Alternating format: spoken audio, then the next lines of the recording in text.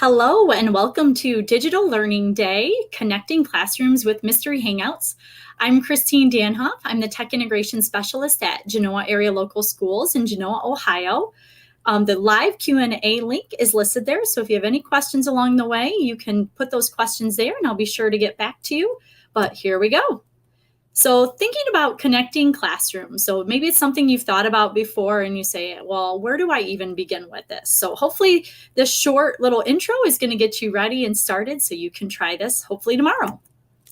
So first of all, what are mystery hangouts? So you can see some of these pictures scrolling through here of our students. And my friend, Amy Hudson from Franklin, Ohio, her and I actually just presented this at OETC. So I can't take full credit for this. She has been a huge part of this collaboration that we've done.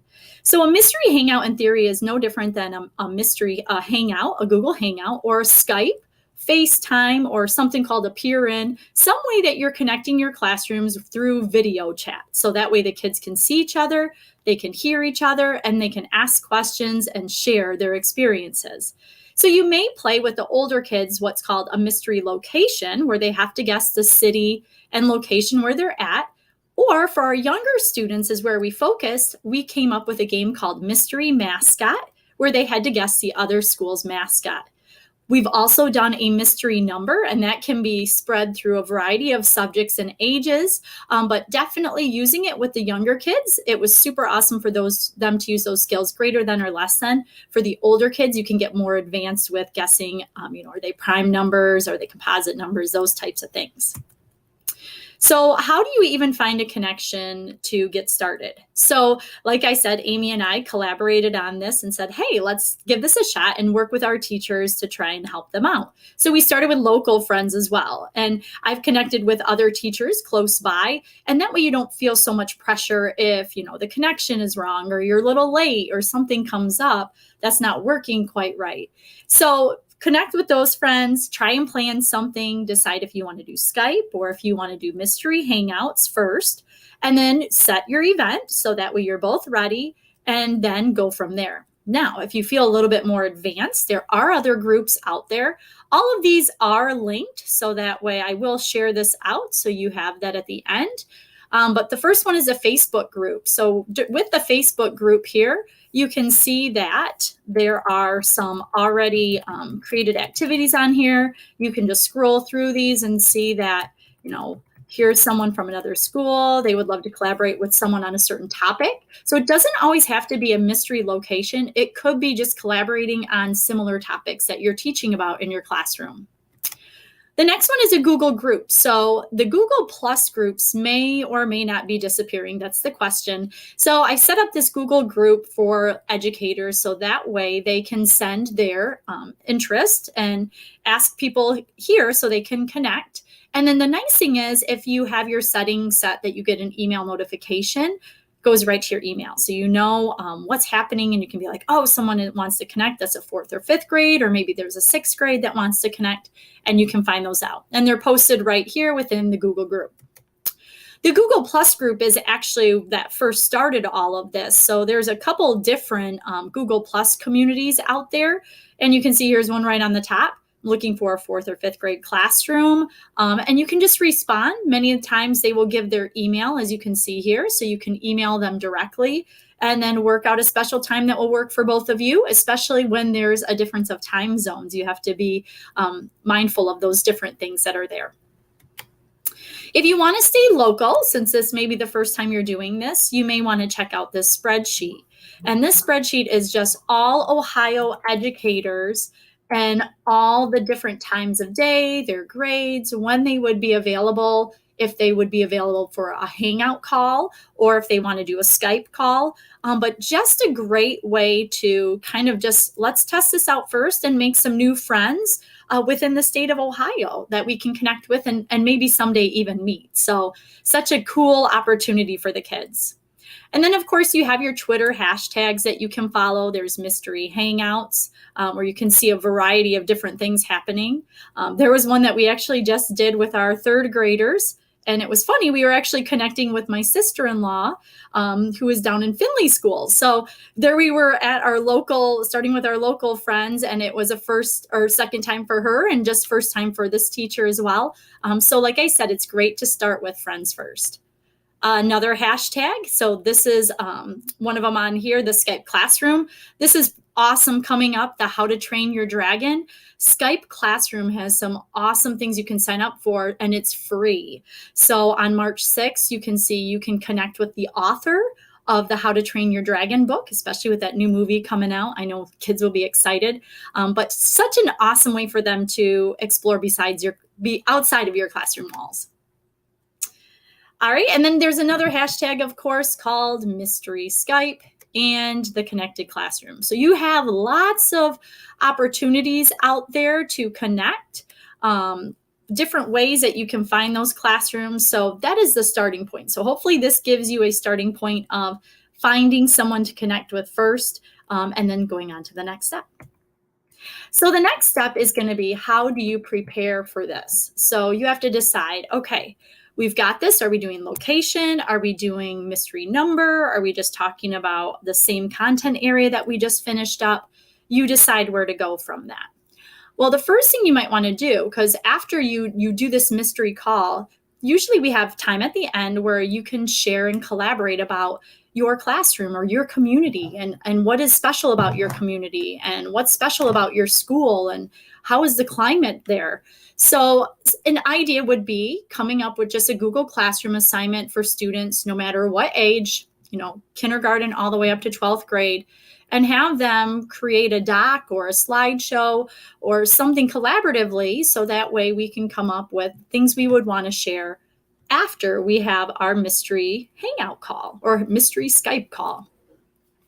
The other thing is helping your students learn how to manipulate and use Google Maps and Google Earth.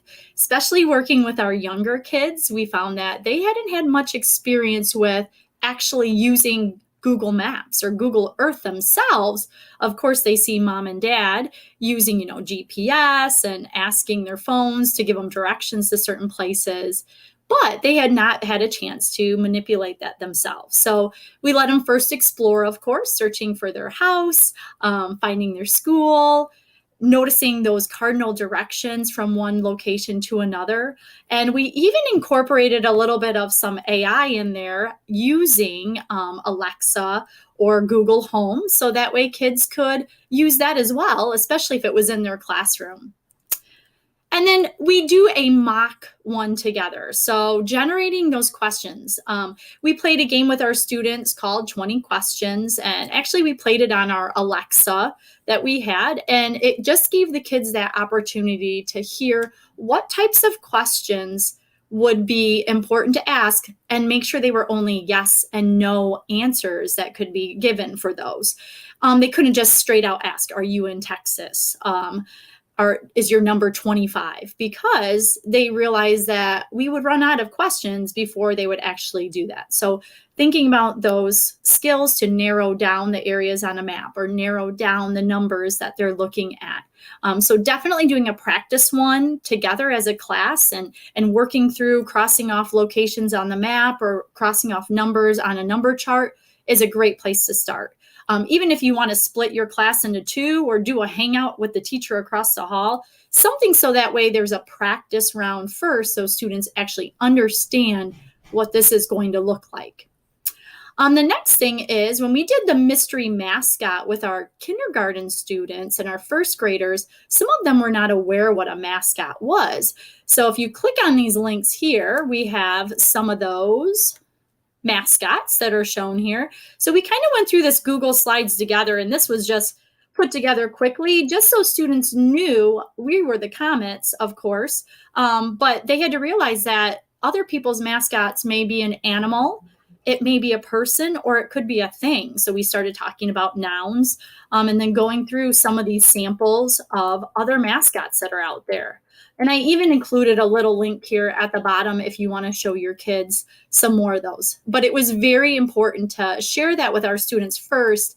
The success rate was much better when they knew kind of what animal or what person were they narrowing it down to. Now, working with the older students, then you're going to have your maps. So we made sure that the students had their Chromebook or device open to Google Earth or Google Maps. They could be partnered up or by themselves. And then also having some printable maps in front of them, so that way they could narrow down and draw and color in parts of their maps. So you can see we just put some different ones on there, the regions, physical maps with the rivers and mountain ranges, time zones. It was awesome to introduce some of the younger kids to this, because they may know that there's different times, but they may not even know what time zone Ohio is in. So these were a lot of great extensions for some different things that we were working on in the classroom. And then definitely looking at some of the counties. And this one was a little bit tricky to read, so that's why we definitely needed to have the device in front of us, so that way we could zoom in and out and locate some areas. Some really interesting things that came up along the way was some of the questions that these kids came up with were, are you within 10 miles of this location? And we didn't know offhand, of course. The students had to problem solve, and we had to figure out that, hey, in Google Maps, you can type in the locations and say, get directions, and it tells you how many miles it is. So that was a whole nother learning experience for our kids when some of those unexpected questions came up that they needed to problem solve quickly and come up with, hey, what are we going to do now? So some awesome things that came up from that. And then if you want to, you can assign roles. So that way you don't have 24 kids just all searching on maps. I find this would be especially helpful with the older kids. They could definitely handle having the roles set. So some roles that they may have are definitely your kids that are going to be the greeters. You have to have some kids that are going to do an introduction and are you ready to play? And then you've got your kids that have the Chromebooks or their devices, and they're like your think tank. They're the ones that are problem solving and keeping track of it. Then you might have your question keeper. We've done it with the younger kids, of course. Teachers were the question keepers. But definitely with the older kids, they can totally do that. Kids that are the geographers, sometimes there's a runner that will go from group to group and say, hey, our next question should be, this. Sometimes you could have kids take photographs, and then at the end, you're going to have your kids share about their community. So they may want to ask. So you want to have some kids lined up that are not too shy and ready to get in front of the camera and tell about your community in the school or the classroom that they're in. So that way you can continue to hopefully make another connection with that class. So just some preparation that we did was keeping there's that 20 questions game with Guess the Animal. We started with our kindergartners where the teacher and I came up with the animal. The kids didn't know, and then they had to record their yes or no question using Flipgrid. So we were actually multitasking and using multiple tools, so that way we could get the kids to learn how this is going to look. And they absolutely loved it. So they recorded their yes or no question, and then we came back in the classroom and we played all these videos, and the teacher was up in the front and she would answer yes or no to their question. And then as we went, the kids, you could just see the light bulb starting to turn on, and they would say, oh, I know what animal it is now. So it was a great practice activity and a great way to incorporate another digital tool into this activity. And then another thing you could do is, after you do these mystery hangouts with a class, is to continue that collaboration with pen pals and using Flipgrid as your grid pals and continuing to share. So the kids don't just say one and done, we've seen them and that was it. Just like with anyone you meet, if you have a great connection, you want to continue that. I will say we definitely had to do a test call. You want to make sure that your device, sound, video is going to work properly. There was a few times where our video was lagging, so we had to learn quickly how to fix that and change that. So I would suggest try to do a test call if it is a local friend, especially, that you could do that first. It takes no more than 5 minutes. And then on the day of your mystery hangout, you're going to want to make sure you have your students ready for that greeting and that introduction. You're going to have your signs prepared. So when I'm talking about signs, they're going to look like this. I have played before where we had sound, but we didn't have video. And you might have video, but no sound. So we have these extra posters that answer yes or no. just in case the other classroom cannot hear you very well, at least they can read your sign. And then if there's a long pause in between, you can let them know that, hey, we are thinking of our next question, or maybe it's your turn or our turn. And that way you kind of can keep the game rolling. I would say definitely you can do the game within an hour. Sometimes you do have to keep the kids going with it and have their next question lined up, especially if you want to make it a half-hour game. So that's kind of hard to do. So expect at least a half hour to an hour when you're planning to do a mystery hangout. And then you start the game. So you have 20 questions. You're recording your questions. Either your students are or you are if you're working with younger kids. And you'll want to make sure that during that time that you are kind of reviewing those questions they've asked so they can start to problem solve and narrow down what they think either that mystery mascot, number, or location might be. And then at the end, this is the best part, is sharing about your school. And I have to show this video. I was really excited that my son's kindergarten class here, his teacher was awesome. She had a banner ready to go. They were sharing about our school, and then they even decided to sing the fight song. So here it is. See if it's going to play.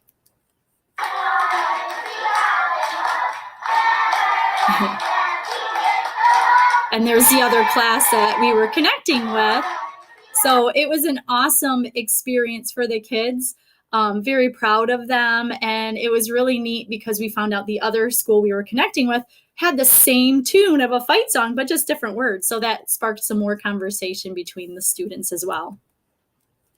Some extensions that you can do with this, like I said, you can continue with pen pals and Flipgrid. We connected one of our second grade classes just the other day for World Read Aloud Day, and we connected with a class all the way out in New Jersey and found out that they are the ones that do the cranberry, the ocean spray cranberry juice. So it was really neat for the kids. And during that one, we weren't doing guess the number or location. We were just connecting to read a story. And I know that's what many people are going to be doing for the Read Across America Day. There's some other things out there though. So if you want to connect via Hangouts, but for content specific things, there's a site called Explore by the Seat of Your Pants. And of course, the Skype and the classroom content partners, you just have to sign up for a Skype account and you can join many of these activities for free. And all these things are free on here that I've included. So that way you can make sure that if you find something, it is super easy to get your kids excited about. If you want to track all the different places or people you've connected with, Google Maps is a great way to do that.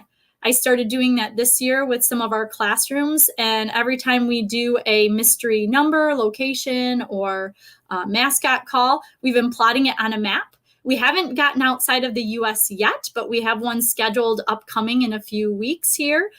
So excited to see, you know, the difference of language, the difference of time zone, and what that's going to look like. But it's a great way to just let your kids know, look at all these places that we've connected with, so that way they can remember those times as well. And last but not least, get ready to make a call. So there's a really fun Go Noodle mystery Skype song here that you can play for your students, no matter if you're doing Skype or Hangout or FaceTime, whatever it is, but gets those kids excited about the questions you're going to ask and getting ready to go. But hoping you all are able to connect with someone soon. And if you have any other questions, please feel free to contact me on Twitter. My email is shown there as well. And if you are watching this for some credit, please enter the code that is shown there for credit. And if not, have a wonderful day. And it was great sharing with all of you on this Digital Learning Day. Bye.